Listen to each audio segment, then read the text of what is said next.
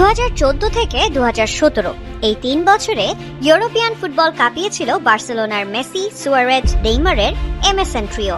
একসাথে জয় করেছিলেন champions league, 2টি লা লিগা সহ মোট 9টি ট্রফি। কেবল প্রথম মৌসুমেই 3 জন মিলে করেছিলেন 122 গোল। তবে 2017 সালে প্যারিস সেন্ট জার্মিতে রেকর্ড ফিতে নেইমারের যোগদানের মাধ্যমে ভেঙেছিল এই ত্রয়ী। সময় গড়িয়েছে। বর্তমানে মেসি ও লুইস সুয়ারেজ খেলছেন যুক্তরাষ্ট্রের মেজর লিগ সকারের ক্লাব ইন্টার মায়ামিতে, আর নেইমার 34 বছর বয়সে ক্যারিয়ারের এক বড় মোড়ে দাঁড়িয়ে আছেন সান্তোসে, যে ক্লাবের সাথে মেয়াদটা শেষ হচ্ছে চলতি বছরের ডিসেম্বরে। সম্প্রতি সান্তোসের অনুশীলনে না থাকা নিয়ে তৈরি হওয়া অস্বস্তি এবং ইনজুরি সমস্যা নেইমারের ভবিষ্যৎকে করে তুলেছে অনিশ্চিত। যদি নেইমার ব্রাজিল ছাড়েন, তবে ইন্টার মায়ামি হতে পারে তার জন্য সবচেয়ে আকর্ষণীয় গন্তব্য।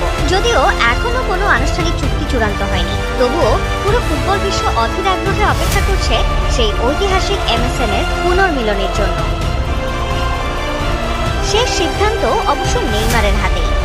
দেখার বিষয়, সান্তোসের সঙ্গে চুক্তি বাড়াবেন নাকি ইতিহাস পুনরাবৃত্তি করে মায়ামিতে পুরনো বন্ধুদের সাথে শেষ অধ্যায় লিখতে যোগ দেবেন এই ফুটবল জাদুকর।